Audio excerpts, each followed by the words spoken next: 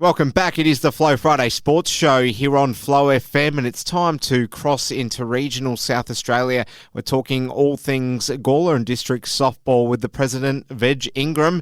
Veg, so much going on as always. Great to have you back on the air. How are you doing? Very good. Thank you, Alice. We're definitely getting into the pointy end of the season with finals coming up. That we sure are. Let's firstly cast our attention towards the men's representative side, the Giants. Tell us how they got on last Friday night and how you think they'll get on this Friday night. So, last Friday night, they had another great game against USC Red. There were some really big hits and a couple which actually landed in the car park on the full, which resulted in some jogging around the diamond home runs, which was good. And they ended up winning the game 21-10, so that was a really good win for them. And this week they take on Raptors tonight. The boys have been playing really well in the past few weeks, and Raptors are a fairly inexperienced team. So with some smart batting and base running and some tight fielding, I reckon they might be in for another win tonight. Let's hope so. We'll move along and talk about the rest of the action that we've got coming up on the weekend, which is indeed finals time. But before we get to that, Veg, let's discuss last weekend's results. We'll start in the under-14s. Trinity College Yellow up against Kangas. How did this one play out? So Trinity College Yellow really dominated this game. They scored 7 runs in the first innings with a monster hit off the tee from Bradley Walker, holding Kangas to only 2 runs and scoring a further 7 runs in the second innings. They ended up winning that game 14-2. We also had the Giants coming up against Trinity College Red. Give us the play-by-play with this one, Veg. So Giants took the lead early in this game against Trinity Red, scoring 7 runs in the first innings with a home run by Memphis Jones. Trinity Red came back in the second to score 2 runs, then Giants scored a further 7 to Trinity's 1. So final score, Giants 14, Trinity Red 3. In the one under-17s game, we had the Kangas coming up against the Blue Jays, who were the home side. How did this one play out? Well, I actually chief umpired this game, and I tell you what, Ellis, there's nothing soft about a softball. I know this because I actually got hit in the shoulder by a foul tip, and after a week it is still hurting. So it's a lovely big bright yellow ball, but it does hurt when it hits you. So this is a really good game. So Kangas batted first, scoring 7 runs, with Blue Jays' young Lockie Pearce scoring Blue Jays' only run in that first innings. Kangas then came back and scored a further 7 runs in the second. Blue Jays made a comeback to score 6 runs, but the final score was Kangas 14, Blue Jays 7. There we have it. Moving into the seniors side of things, we had in Div 2, Giants up against the Kangas. Give us your review of this game. Yeah, so Kangas dominated both with the bat and on the diamond in this game, scoring 4 runs in the first innings and holding Giants to 0. Giants came back in the second, holding Kangas to only 1 run. Kangas scored a further 2 runs and to Giants 1. Final score, Kangas 7, Giants 2. We also had the Blue Jays coming up against Two Wells. Was this a tight affair, Veg? Not really. Two Wells really dominated this game against Blue Jays, scoring 7 runs to Blue Jays 1 in the first innings. The Two Wells pitcher Narelle Stevens struck out 3 batters to retire the side. Blue Jays tied in their defence, holding Two Wells to a further 3 runs, but Two Wells progressively scored more runs each innings throughout the game and held Blue Jays in the field to win the game 12-1. There we go. And in Division 1, we had Kangas Blue up against Two Wells. How did this one go? Yeah, so Kangas started strong in the field, denying Two Wells to score any runs. Kangas came back and scored 3 runs with a home run by Kelly Varco. Jody Chaman from Two Wells hit a home run in the second innings, but with some good pitching from Kangas, they only scored that 1 run. Next at bat, Kangas scored the maximum of 10 runs per innings and then a further 6 in the third to win the game 19-3. There we have it. And in the other Div 1 game, the Giants were the home side against Kangas Grey. Did the home side accumulate some home runs here, Veg? No home runs were scored, but this was the closest game of the day. Both teams were really evenly matched, with Giants having the lead throughout the game. Kangas came back in the third, scoring some runs. Giants capitalised on some fielding errors by Kangas in the fourth, but unfortunately it wasn't enough to get them over the line, and Giants lost to Kangas 8-9, so it was an extremely close game. And speaking of close games, I feel like we're going to get a few of them on the weekend. Finals time, Veg, unpack it for us. It's, the floor's yours. Yeah, so finals this week, the way we structure our finals is that we have obviously the premiership ladder and the teams that finish first and second play off, and then the teams that finish third and fourth play off, and then the winner of the first and second team goes straight through to the grand final, and the loser of 1 and 2 plays the winner of 3 and 4. So the lineup for this week is going to be a good one. So Division 1, they play 7 innings. Division 2, they play 5. And in juniors, they play 5 innings as well. So it's going to be a longer game than what kids are used to. So in the under 14s at 9 a.m, we have top of the ladder Kangas playing second at Giants. So this will be a tight contest with the two top teams playing each other.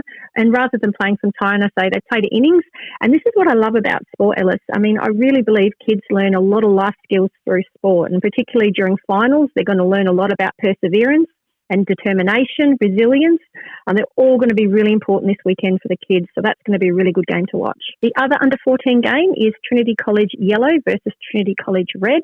Both these teams have some experienced players as well as some beginners. And given the way they've been playing lately, I really don't know which way this is one's going to go. It could go either way. And we'll move along to the rest of the fixtures there, Veg. Over to you. You just list them for us. Yeah, so at 11:30, we have the under-17s, Kangas versus Giants. So Kangas have a solid pitcher in Alex Hill, and as we know, they are some big hitters in the Kangas team, so Giants will really need to focus on picking the gaps in the field and having some aggressive base running. Giants also have some big hitters, so this will be a really good game to watch. So we do allow at least half an hour between games, so given that we'll be playing extra innings, the next game will be at 2 o'clock, so we're going to have both Division 2 games at 2. The first one is going to be 2 Wells versus Kangas. So teams get 2 points for a win, 1 point for a draw, and 0 points for a loss. So the top of the ladder 2 Wells will be taking on Kangas. 2 Wells finished with 15 points and Kangas finished with 13, which is only one game difference. So this should be a really tight contest. Now the other Division 2 game is Giants versus Blue Jays. So the experienced Giants will be taking on the youth of Blue Jays. Giants bet Blue Jays last time they played, so Giants may have the upper hand in this game, but Blue Jays also have the speed. So again, that's going to be a really good game to watch. Now the two Division 1 games are at 4 o'clock. So Kangas Blue, who finished top, take on Blue Jays, who finished second. I spoke to some players from Blue Jays this week and I asked them how do they think the game's going to go. They laughed and said, bring it on Kangas. So that's going to be a really exciting game to watch. The other Division 1 game is Kangas Grey versus 2 Wells. So 2 Wells were last year's premiers and are on equal points as Kangas Grey. So this will be a really good game. 2 Wells may have the upper hand given their finals experience, but you never know. No, you do not. And I just want to ask you, Veg, in regards to the junior side of things, certainly from my experience of coaching, a lot of the time throughout the season, you start to get games which certain kids might tune out of in terms of, having optimum interest levels.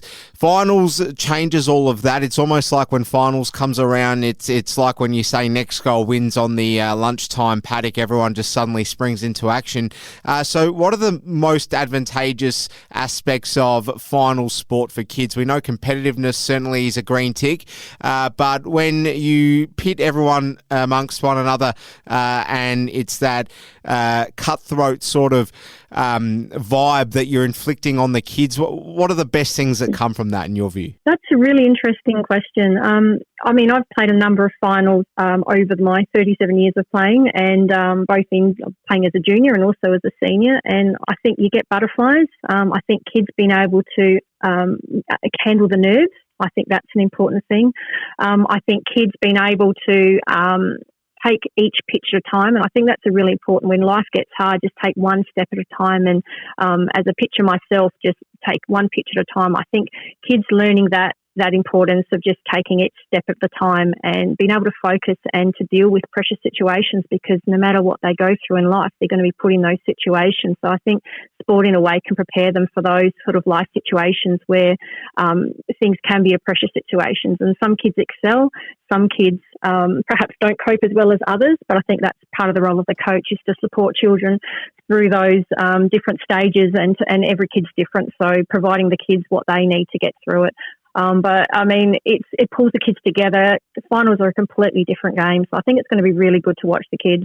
And they love the sport. They love getting out there with their friends. And for kids sport, I mean, great if they win the grand final, but it's all about participation and just getting involved in and keeping active. Yeah, I think you're right. It's almost a bit of sink or swim, but no one sinks. We've got life jackets for everyone at the end of Edge, which is the great part of finals when it comes to junior sport. Now, let's move on to some other in-house matters. Firstly, the Blue Jays are on canteen duty this weekend. What is this in honour of? Yeah, so again, they're supporting Love Your Sister charity. So this week they'll have pens and wristbands and bottle openers for sale.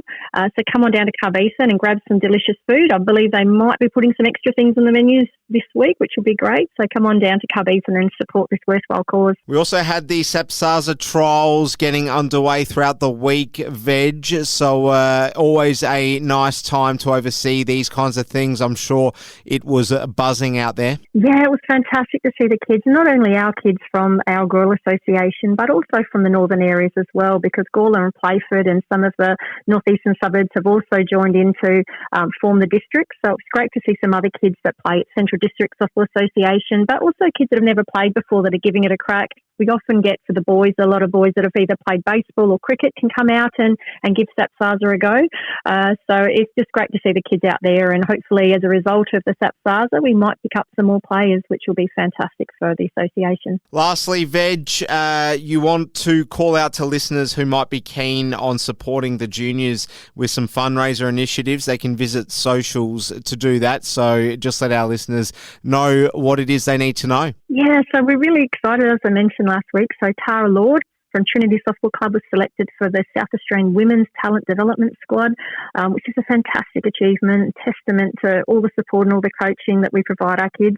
Tara's doing a sock run fundraiser, so you can go to our GDSA Facebook page for those details and buy some fancy pair of socks to support her. And then we've got 3 juniors, Asha Scott, Sienna Sutton and Josephine Vergara, who are going to be representing Australia in the Under-14 Easter Classic in New Zealand in April. So they've got some kites and hot cross buns and some lucky squares. So again, jump onto our Facebook page, Gawler District Softball Association, to support the kids. There we go. Veg Ingram, fantastic work. Veg Ingram is the president of the Gawler District Softball Association. Enjoy the feast of finals on the weekend, Veg. We'll do it all again next week. Fantastic. Look forward to it. Thanks, Ellis.